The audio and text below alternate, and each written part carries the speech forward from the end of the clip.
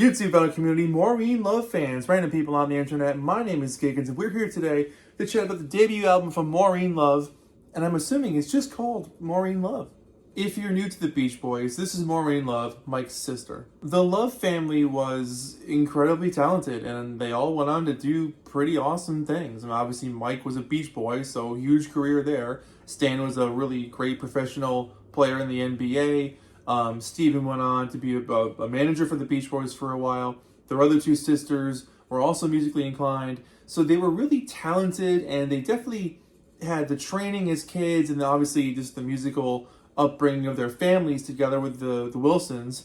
So everything about this family, the Wilsons, the Loves, they all had to work together. Obviously they were family, so it was meant to be, but like there was something about those genes that just said, like, all of you are going to do something with music and be really, really talented with it. And that's exactly the case with Maureen Love, who started to get her classical training on the harp around the age of 9 and absolutely took off with it. She just gravitated towards it and ended up going to school at the University of Southern California after being offered like 3 music scholarships to different colleges.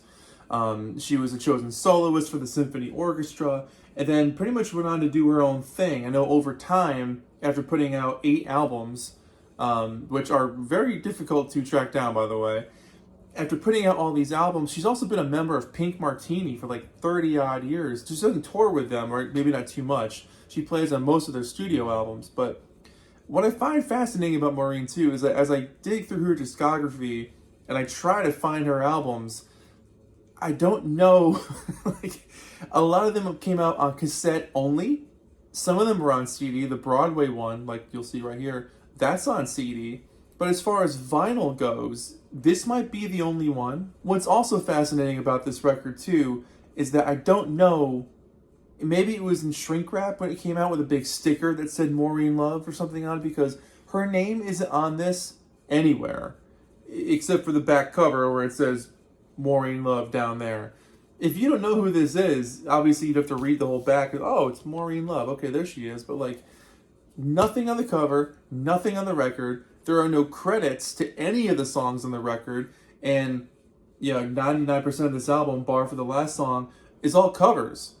But there's zero information about who wrote these songs. Like, there's just nothing on this album. And it's on Love Records. Check that out. Love Records. Pretty cool. I wanted to do some investigating on Love Records because on one of the cassettes, it actually has an address in Lake Oswego, Oregon, or Oregon, I guess, depending where you are in the country, Oregon. And so I looked it up, and the building is either still there, that's the same building from maybe back in the day, or it's a new building that's been put up. But this building here, maybe that's the one that housed the offices for Love Records back in the day. Can't tell, don't know. Trying to figure out the year this thing came out, and I can only assume it's 1973.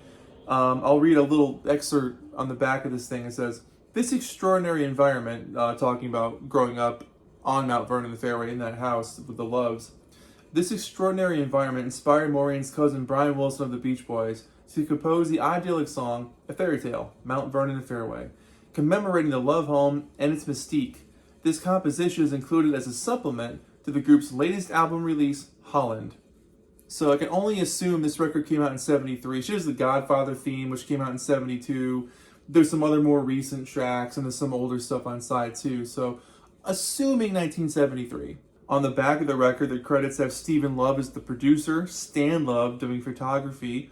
We've got someone named Johnny Starbuck as the engineer, Randy Foley as the assistant engineer, and it says recorded at United Audio Corp Recording Studios. Sound-wise, this record is beautifully produced. It just sounds rich and textured and beautiful. It's clean, it's heartfelt and soulful. And Maureen's playing is unquestionably perfect. When you think, like, what does an angel's harp sound like?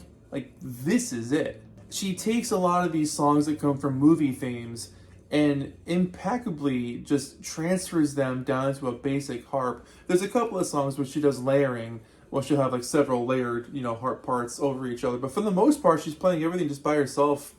I don't know how many takes it would have taken, but they sound fantastic. For instance, with the opening track, If I Were a Rich Man, it's just poignant, warm, and patient. the way she like takes her time to achieve these notes.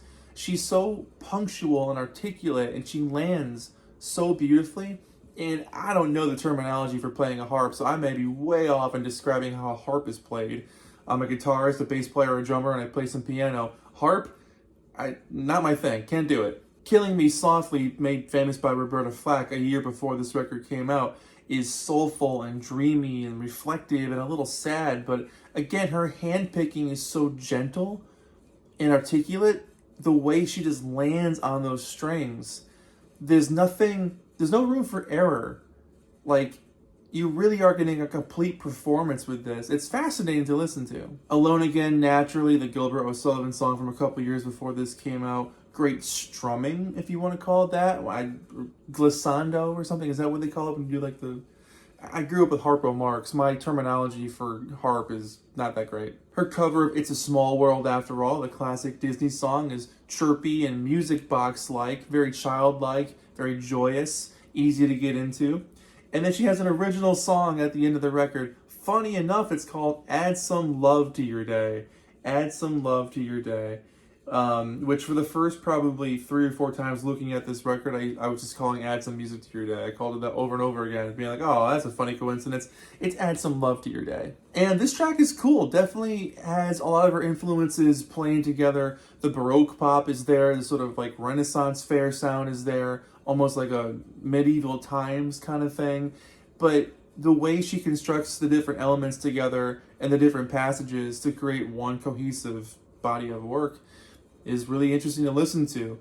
And I think it's a nice closer because you definitely hear who she is through the harp. She does a great job of conveying herself through the covers that she chooses, but hearing her put her own thoughts to the harp and say something from her heart that's her own invention is fascinating, and I really dig it. Here's the back cover. So another great picture of Maureen up there with her harp, and a really decent write-up explaining her history, explaining the Love family history a little bit, and kind of what she's done. And just some of the covers on here, and a little bit about the recording techniques with overdubbing, what that's all about. But let me show you the record itself. So, a very plain green label, Love Records. It doesn't even say her name on it. It doesn't say Maureen Love with her album, Maureen Love. Nothing. It just says Love Records. Here are the songs.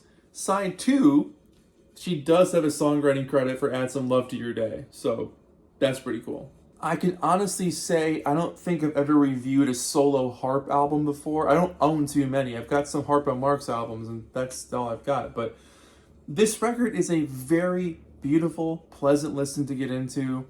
As far as what Maureen's up to these days, there's a great picture of her and Brian from a handful of years ago. I know she still does stuff with Pink Martini, and there's some great videos of her playing in a garden in like 2019, 2020 with her harp, and it just sounds fantastic. And I heard some of her more recent stuff, more recent, probably 30 years ago, from the 90s maybe, and her playing has only gotten better over the years, and she sounds wonderful on this record. So I'd like to pick up more of her stuff. I'm going to have to dig through and find these cassette tapes and just kind of go for it as I make my journey into another area of the Beach Boys world that I need to deep dive down the rabbit hole. But if you're looking for something pleasant that strikes a great note, haha, it just really sounds easy on the ears. It's beautifully put together. The patience, the care, and the focus is expertly on display. You really can't go wrong with a record like this. It's absolutely gorgeous and well produced and just very pleasant